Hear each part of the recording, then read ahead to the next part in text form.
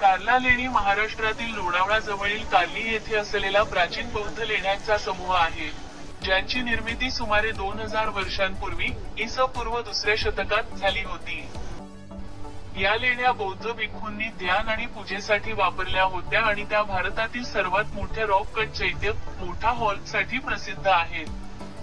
म्हणजे एकाच दगडात तोडून बनवलेलं आहे. वरतून त्यांनी तोडायला सुरुवात केली, वरतून तोडत म्हणजे दगडात तोडत ते खाली आले. त्यामध्ये हे स्ट्रक्चर बनवलेले या मूर्त्या त्यामध्येच घडवलेले एकाच दगडामध्ये. आणि हा स्तूपा पण त्याच दगडामध्ये घडवलेला आहे.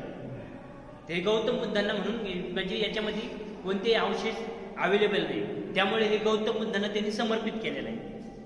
वरचं हे स्टेपवाला दिसतंय ते हार्मिका पार्ट आहे, हार्मिका नाव आणि त्याच्यावरती आंब्रेला आहे, तो लाकडाचा आंब्रेला आहे. 2000 वर्षापूर्वीचं लाकूड आहे, सिसमचं लाकूड आहे ते. आणि त्याच्या खाली लोटसचं डिझाईन आहे. हा आंब्रेला गौतम बुद्धांना म्हणजे रिस्पेक्ट दिलेली आहे त्यांनी.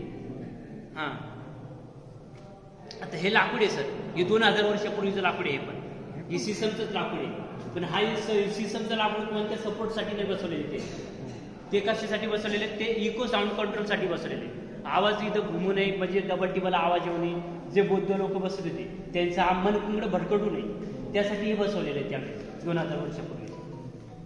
आणि हे याला बनवायला 200 ते 250 वर्ष चैत्याला बनवायला लागले होते. या लेण्या बौद्ध धर्माचे महत्वाचे केंद्र होत्या, जिथे भिक्खू ध्यान आणि उपदेश करत असत.